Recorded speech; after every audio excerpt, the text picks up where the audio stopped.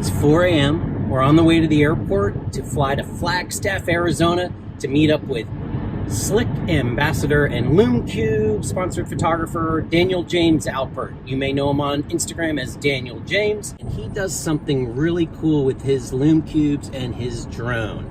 He uses it to fly in the night sky and create some really cool geometric shapes and light up his subjects. So we're headed out there to find out how he does it and learn a little bit more about Daniel. So while we're on the plane, I'm going to kick it over to Daniel. He's going to tell you a little bit more about what this video is going to be all about. Hello everyone, Dan Alpert here, Lume Cube and Slick Tripods Ambassador, and today I want to show you how to use your drone to take photos like this. I'll show you everything you need to use your drone as a light painting tool. I'll show you all the gear you need, I'll show you all the preparation I do, I'll give you a behind the scenes look in the field, and I'll show you the post-production that I do. So for me, the first thing I typically like to do is to pick a location.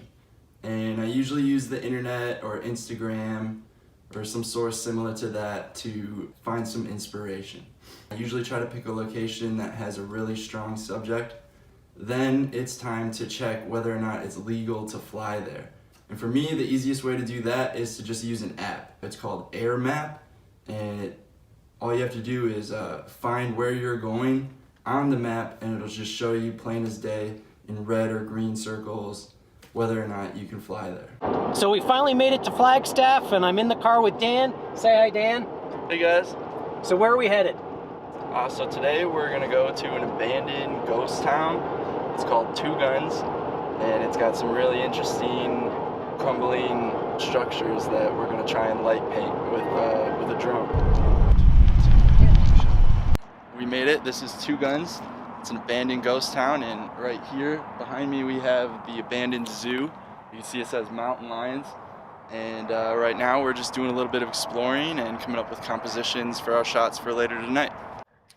So to do some drone light painting, you're going to need a camera that's capable of doing a long exposure, preferably a DSLR. I have a Nikon full frame camera.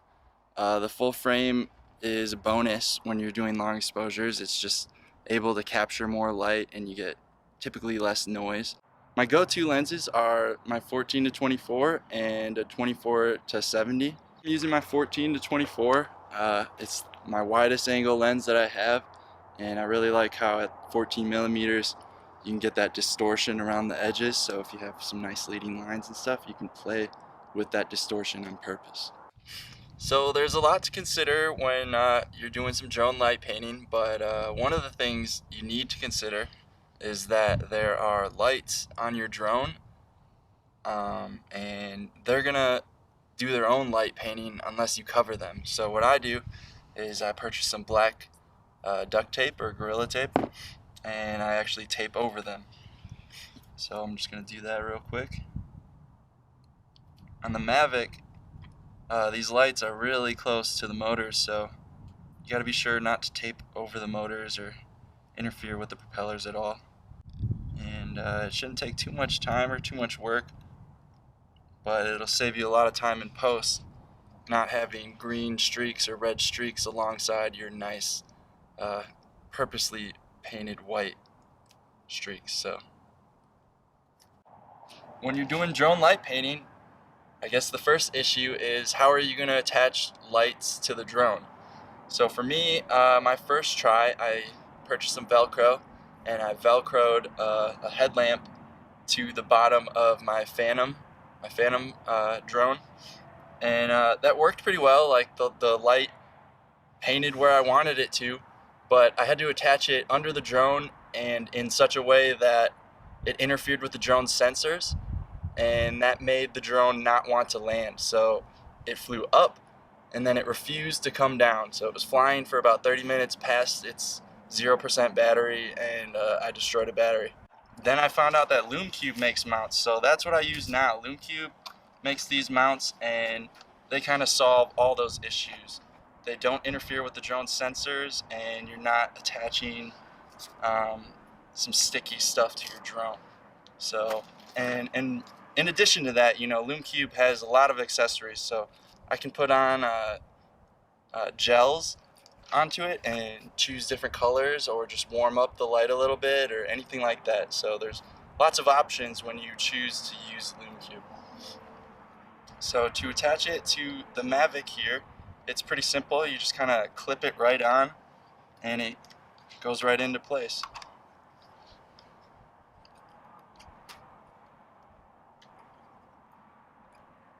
There you go, one of them's attached. And the lights just kind of screw in right here.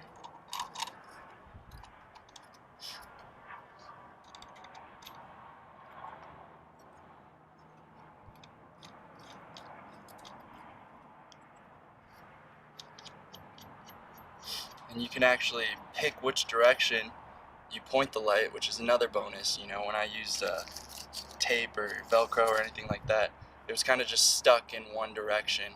And with these Lume Cube mounts, you can actually pick which direction you want it to lock in. So, and then lastly, I attach some filters. You know, Lume Cubes are pretty bright white lights. They can actually even appear a little blue sometimes. So I like to attach a warming filter. And you're good to go. It's a little hard to show you guys everything that we're doing for drone light painting at night. So we're gonna do a little walkthrough right now of everything that we do to get it done.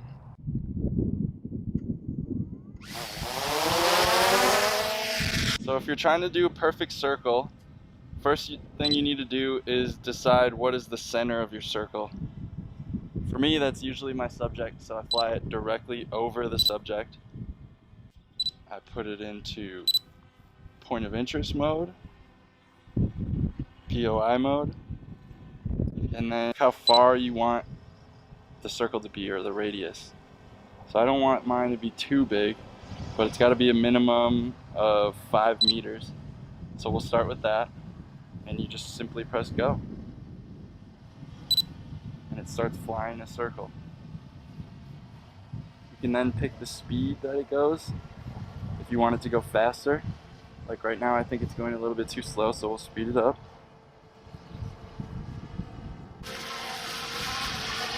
And you can actually time the speed to your exposure, so that I can get a full rotation in one exposure, which is usually about 20 to 25 seconds. And that's really all it takes to do a perfect circle. So we've got our composition set up here. We found a little area that we like. We like the graffiti here and the doorway. So what we're gonna do is we're gonna have someone stand in the doorway, and we're gonna put a lot of bright light behind them so they're silhouetted. And then we're going to just kind of light paint the whole scene from the air, and possibly do one of those halos above as well. So one of the main tools for photography in general, but in particular drone light painting, that you need is a tripod. And this is my go-to tripod. It's the Slick Pro 340 DX. It's actually the first tripod that I ever bought, and it's literally my most used tripod today. And the reason for that is because it's a really reliable tripod. It's actually affordable too. It's under $100, so you can't go wrong there. And then it's got every feature that I could want. A 3-way pan, tilt, head. So that's my preference. I'm not a big fan of ball heads. It's got these foam pads, which are a big bonus in the cold. You know, aluminum or even carbon fiber can get really cold, and you feel it through your gloves. It'll pull the heat right out of your hands. So this foam keeps your hands pretty warm still. And then this locking mechanism is one of my favorite. There's no screws in it, so you don't have to tighten anything, and it's never slipped on me. It's always very reliable and stays locked in place. And that's why this is my favorite tripod. Looking up, I'm not sure yet. But we'll have a halo right above them, like they're getting abducted. Right now, I'm getting these Lume Cubes attached and in the right direction that I want them to face. And I'm putting some gels on just to warm the light up a little bit. And then we'll be ready to go.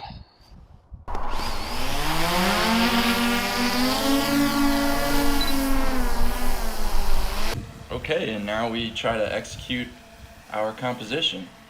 I've already set up my settings. I took some test shots before taking off with the drone, and those settings are ISO 1600, f13, and 15 seconds. This works well for this time of night that we shot. This was kind of right around blue hour. You proceed with what I showed you guys earlier, the POI mode, to get those perfect halos. And then once I got a perfect halo, I could see it on the back of my screen, I started to instruct our model. You know, I was trying to get her to do different poses. I had her stand with her fingers kind of wide so that you could see the fingers, and then I did some other poses as well. I also had this idea to do 2 halos, so you can kind of see that in this video as well. I did a smaller halo and then a larger halo as well. Now you can hear the drone beeping with the low battery warning. It's letting me know that I need to land. You usually only get about 18 minutes, for me anyways, on my Mavic of flight time because of the extra weight. You know, you just gotta land it and see what you get. And then this is the final image that I came up with. It's actually 3 separate exposures, 1 exposure for each of the halos. And then I chose one of the exposures of the model that didn't have a perfect halo in it, so I had to blend all 3 together. I liked the one with this person in it, this model shot, because it kind of had like a ghostly appearance to it. I had her move a little bit, and it kind of made her a little blurry and see-through, and I liked the way that turned out. So I did a screen capture of my edit of this photo. I did it twice actually, but for some reason my software just wasn't working and it failed to save or record the edit. So unfortunately that didn't work, but instead it actually worked on one of my other edits. It's a pretty similar photo, so unfortunately that's what you guys get. It should be just about as helpful though, I think.